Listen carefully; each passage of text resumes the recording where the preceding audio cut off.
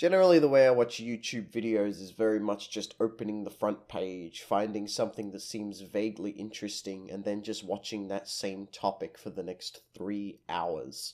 Lately, it's been Mortal Kombat 11, Game of Thrones, and also Avengers. It has to be said, there really are a shitload of content creators on YouTube, and considering I've been uploading for about 8 years, and never made it very far over 100 subs, I can say that it looks a little different every year, and making gains for your channel is very hard if your content isn't very relevant.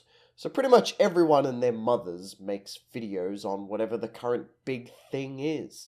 Back in the day, you kind of just made whatever you want, and your niche eventually grew into something, probably. Assuming you weren't me, of course. I always uploaded some real shit, no matter how hard I tried. It's funny, though, how I look over YouTube and find that being so many different creators on the platform, there is quite an overabundance of SHIT. Granted that I've never had a big following, I have the fantastically amazing position of being able to say whatever I want and nobody will hear it. So I found a fun little video about Endgame that kind of riled me up a little bit.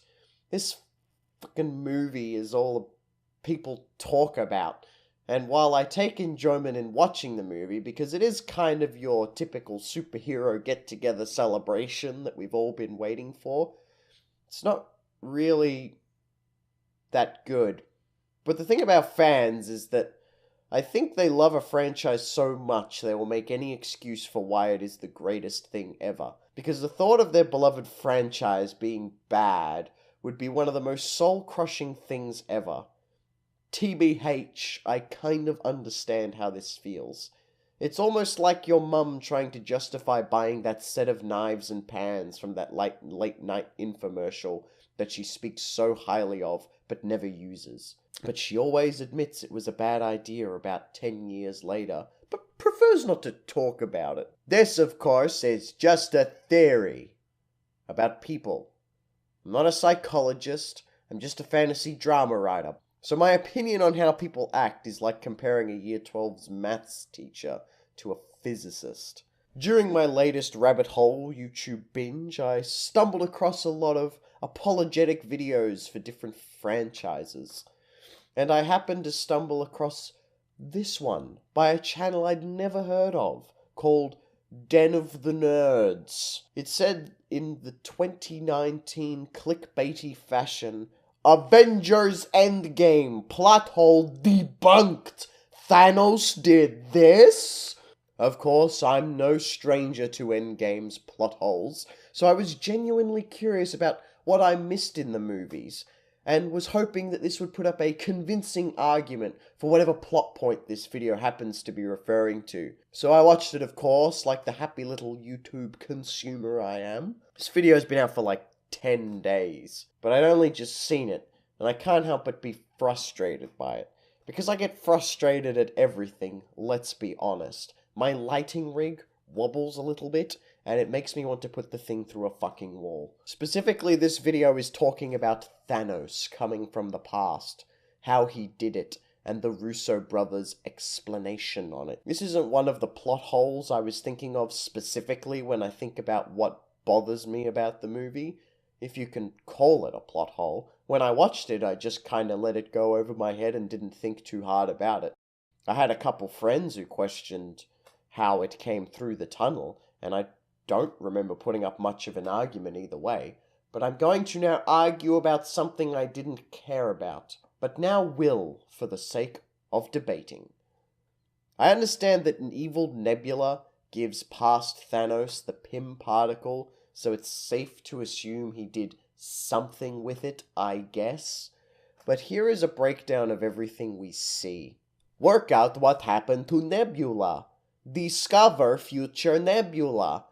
Capture future Nebula. Steal the Pym particle. Thanos' entire fleet goes to the future. According to this video, the Russo brothers did an interview and answered some questions and attempted to cover some plot holes. And the plot hole in this instance would be around here. According to the Russos, Ebony Maw is a lizard wizard and Thanos is a clever girl. They reverse engineered it and made more. One thing I wanted to get straight before writing this script is how many people actually care about this or consider it confusing and weird. My friends were confused about it, but also Mauler talked about it in one of his live streams. Someone had to ask the Russos in an interview, and Den of Nerds even felt like it was worth making a video over to clear it up with the fans. This tells me that it wasn't clear enough in the film what happened during this blank part. So the Russos decided to answer the question. But in my opinion, their answer is a little bit of a death of the author, which is when something is said but then later contradicted by something that happens later, like saying someone is fireproof, but we clearly see them burn their hand on a hot kettle. Of course, whoever said he was fireproof could be lying, but if you definitively say this person is fireproof, or definitively show this person is fireproof, and then have them burn themselves, then that would be a death of the author. Though this is more of a fourth wall death of the author, if that makes sense. I'm kind of coining that term right now because they answered this question in an interview. But anyway, I digress. Maybe death of the author is a little bit extreme, but I think they're just wrong. I don't think Thanos is a tech genius, because he's given me no reason to suggest he is. It seems more like Maw handles all of that side of things, but even then he seems more focused on his powers than his tech. But he isn't really a well-explored character, I will admit. Thanos' weapon, for example, is a piece of shit. The handle is too small to effectively leverage any extra power behind it. There's no point on the blade, so javelining the weapon into the quantum thingy only works because it was snapped into a point, conveniently. The rotatey part needs a little extra explaining too, though Shadiversity has some good ideas as to how it may work, and in general has a pretty good breakdown on why it's a shite weapon. You should check it out if you're interested. He's an Aussie too. But if you're not willing to show how it spins, I'd be willing to bet they didn't think about it too hard.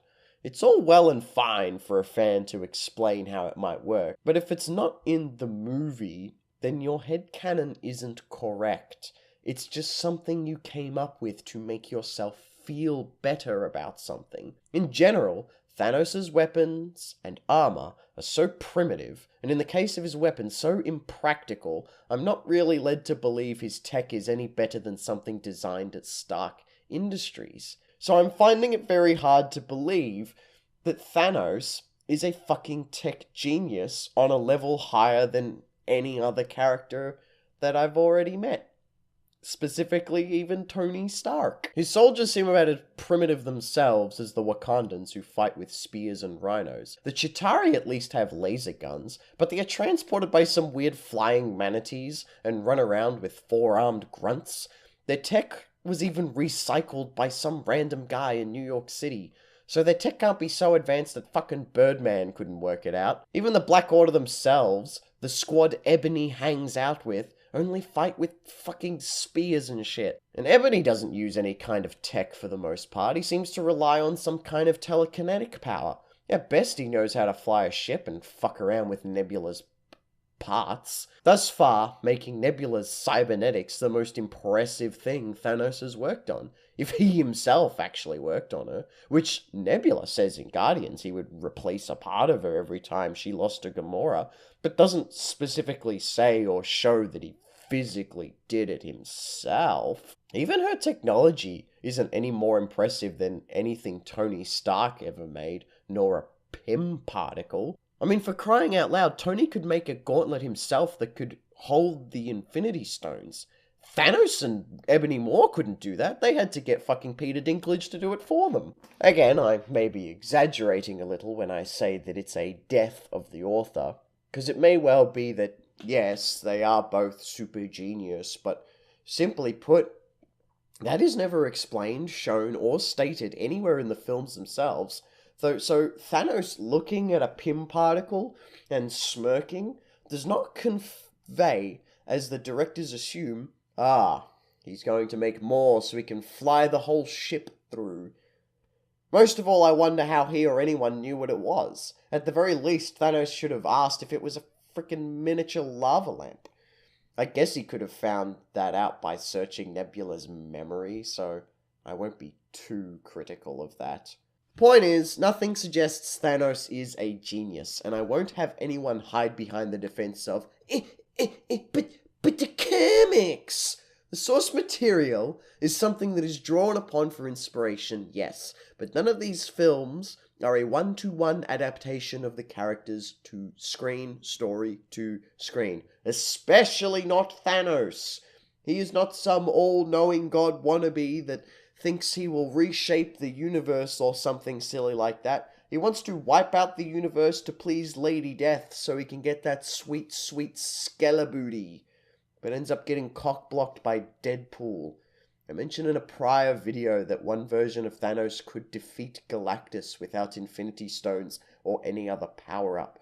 So stop bringing up the comics when trying to explain something the movie does, and just let the thing exist on its own. Stop trying to write your own headcanon to explain to your friends why things happens just to sound cool and smart. This is just a moment in filmmaking that stands up and says, I needed him to get to the final battle, so don't think too hard and just accept it, please.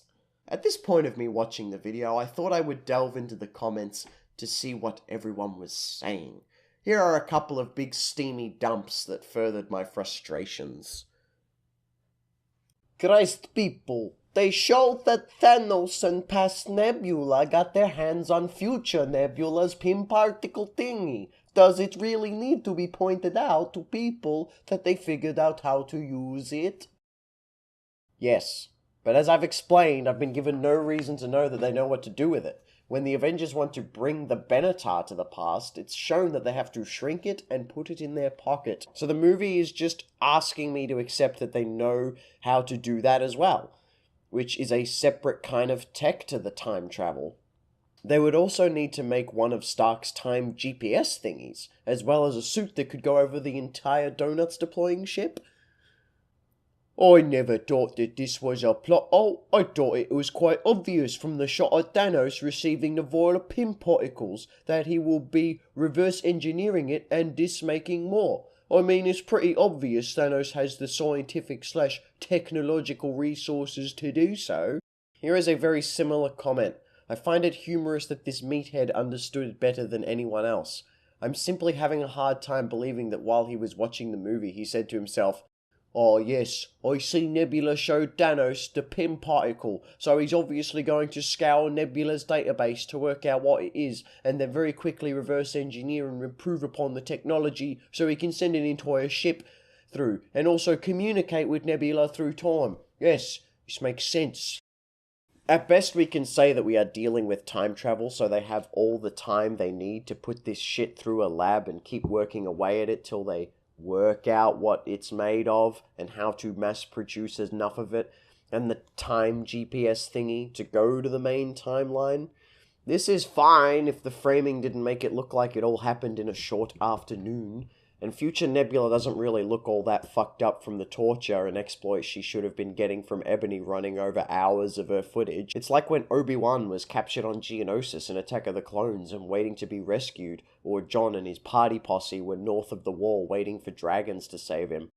The next couple I just find hilarious. Thanos was an average fighter, but he was a brilliant scientist. Fucking brilliant reference. This should be the top upvoted comment, and it isn't. And it's a crime. I also just find it funny because Thanos seemed pretty mega nerfed in this movie, which I go into in my Captain Marvel Endgame rant. Thanos. You know I'm something of a scientist myself. This is funny too. This lovely little character says, Rocket even told Tony he's only a genius on Earth. This, I guess, is the one and only saving grace of the other side of this argument, but frankly I think Rocket is just fucking wrong. I've not been led to believe there's any reason why Tony Stark's suits are all less technologically advanced than Rocket's ship, or Quinn's jetpack. The best thing the characters in space have going for them is the Bifrost, which seems to operate more on magic than technology. Yes, I know, Thor says that science and magic are the same thing, but I'm struggling to grasp the science in things like Doctor Strange's mysticism, or he who is worthy may lift this hammer and harness all of the power of Thor. That doesn't seem very scientific. I mean, among other things, but I'm getting off track. The MC's form of hyperspace travel is also another notable thing, but beyond that, Rocket trying to convince me that the man who invented time travel one late evening while he was fucking around is not nearly as smart as anyone beyond Earth. If Rocket has friends smart enough to work this out, then where are they? Am I just led to believe the smartest people in space that Rocket knows so fucking well also got snapped? All of them? These smarter than Tony Stark people sure would be useful. Tony also repaired your fucking ship while he was lost in space. Technology I'm assuming he's never seen. But he's so fucking dumb, is he, Rocket? You fucking stuck-up little bastard. You just said that because you were feeling intimidated by his intelligence, weren't you? If not, maybe then in Guardians 3 you will implement the nanotech you obviously have, because everyone in space is smarter than Tony Stark, and should for that reason have more advanced technology. Beyond that, why not give Tony access to all this outer world technology? Sure he could with that, seeing how vibranium is basically magic juice when Sui gets her hands on the stuff. I wonder what Tony would do with it, because his tech, I'd argue, is even better than the Ugandans without. And by the same lane of thought, remember the fucking Wakandan chick smart enough to remap a mind zone? I assume that the space smart boys all have their own power stone to power their ships. Thanos didn't actually fuck up the Nova Corps, he's just so fucking clever with his enormous fucking brain that he just made his own goddamn power stone. Ugh, do I really have to bring up the whole fucking gauntlet fiasco again? My God. I swear Tony Stark could have made his own fucking Mjolnir if he wanted to. He's like unreasonably clever.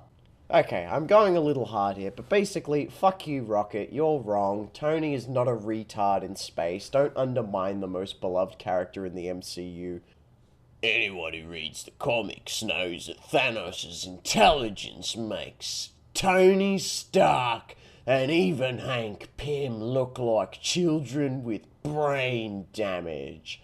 This one is actually loved by the channel. I'll simply reiterate by saying that character's comic book counterpart is not at all a representation of the one on screen. They never are. There are similarities, but a character is never a one-to-one copied over. Just look at Ego, the living planet. In the comics, he was just a planet with a face, but in the MCU, he is a planet-hopping gigolo who wants to spread his seed across the universe. Characters get changed all the time, so it's ultimately up to the movie itself to tell you what the character is like. And even within the comics realm, there are so many different interpretations of popular characters running around that you can't just say, oh, this is what a character is like in the comic. Yeah, which fucking comic, you clown? It's okay for Batman to walk into a room and open fire on a bunch of nobodies, as long as this Batman actually lives in that world. His motives are explained, and everyone around him treats him like someone who would do something like that, which current DC movie Batman does a poor job of explaining. It just tells you he kills, and everyone treats him pretty much the same as the Batman that doesn't kill. Would Commissioner Gordon really put out a bat signal for a guy that mows down a bunch of criminals with a machine gun? If so, then you would have to explain why Gordon is okay with that. The appropriate world building needs to be made, and Spinny Blade Boy hasn't quite sold me on being a technological genius. It even seems like Moore is the one making the adjustments to Nebula's body, not Thanos. Thanos, even in Infinity War, told Tony Stark that he wasn't the only one cursed with knowledge. This is just kind of retarded. I'm shocked that it has 22 likes, let alone if he had the gall to like it himself. The knowledge Tony Stark was burdened of, which he had been dealing with since post-Avengers 1, was the knowledge of something bigger coming that he wouldn't be able to deal with. Thanos similarly knew that his own planet was going to starve and he would need to do something to stop that, but ultimately failed, as Tony Stark did at the end of that fight in Infinity War, making them foils to each other. I'll give this guy credit in that everything is open to interpretation, but if this is what you got from that comment Thanos made, then I don't really know what else to say to you. I do wonder how Thanos knew who Tony was in this scene, but I guess I'll just sum that up to Avengers 1 when he flew a nuke through a portal and wiped out a Chitauri spaceship. Also, by the way, Rocket, nukes can take out space weapons. If you fuckers are so smart, how come your ships get owned so badly by Earth tech? Not even Stark tech! The same interview confirmed that old Steve lived in an alternate reality and didn't just hide out in the MCU past, as of Winter Soldier Steve wasn't Peggy's husband, and technically he's only married in another timeline reality that didn't lead up to Endgame. He hopped back as an old man. I also saw this comment here, which warrants a whole video in itself. Not relevant at all to the point about Thanos traveling through time, so I don't know why the comment was made. It does, however, play into the whole director saying something after the fact and then everyone putting their hands up and saying, "There you go, kids!" Which is stupid. I don't care if a creator comes out and says Dumbledore is gay. If you're not willing to put that in your story, then I believe it's not true, frankly. Not everything has to be literal and straightforward in a story. You can be vague about some things and subtle, but if it's not included in the content and it hasn't happened, unless the story states otherwise, Thanos may be a brilliant scientist off-screen. Captain America may have found another time portal off-screen to return to be on that bench. But if it's not explained, it doesn't make sense when that becomes relevant. I'll give Dumbledore being gay the benefit of his sexuality never becoming relevant, and so it never came up in the story. But as a writer myself, my philosophy is that once your art has been produced, you cannot go back and change your own story, because it is no longer yours. You can add to that, but you should never change it, especially if it's loved by a lot of people. Let's look at some others. Yeah, Thanos did what Tony wasn't able to. Tony had nanotech, discovered the time travel problem and solved, learned quantum physics in one night. Bruce Banner was helping, etc., etc. But Thanos, with none of that, was able to do something better than him. Nah. The Russos are becoming the new J.K. Rowling on Marvel. They have already contradicted themselves. So whoever this is seems to agree with me, but her, or I assume her, hasn't a single like, which is disappointing. I think the main reason I wanted to put this one up wasn't to stroke myself, but more so that I could ask Tony Stark why he couldn't make more Pym particles when Thanos could do it. With a box of scraps! Make no mistake, this doesn't ruin the movie for me, but this is definitely one of those few times where Deadpool, "Well, that's just lazy writing," line comes in completely appropriate. This isn't something you want to leave to be explained after the fact. It'd only need a moment of Thanos turning to Mar and saying, "Synthesize more of this," to explain away the issue without any problems. It wouldn't ruin the pacing of the movie, more the flow of the scene. Clearly they just didn't think about this. 2. You mean to tell me Tony, who synthesized a large quantity of a new element? Normally when people synthesize new elements, it's only a couple of atoms worth, not centimeters wide chunks of the stuff, in an afternoon, and solved the mechanics of time travel in a single night, without Hank and Janet's extensive research on the quantum realm, I might add. You can't just produce more Pym particles. Something Hank Pym. Fucking Hank Pym. Something Hank Pym clearly invented way back in the 60s, 70s, when Scott should be able to get him access to all of Hank's research, and he has practically unlimited resources. So I like this comment as well. It really is just not explained. And his solution is perfectly acceptable. I think the only reason that line wasn't included was because they didn't want to give away the ending with him coming back to the future. But he was obviously going to do something, right? If you wanted to do something more subtle, you could have had him ask more to find out what it's made of, or even have Tony ask Thanos how he got here, and have him just explain. "I found your red juice and your navigation device, Stark. impressive stuff. I'm a bit of a tinkerer myself, so I used it to come here and see my success for myself.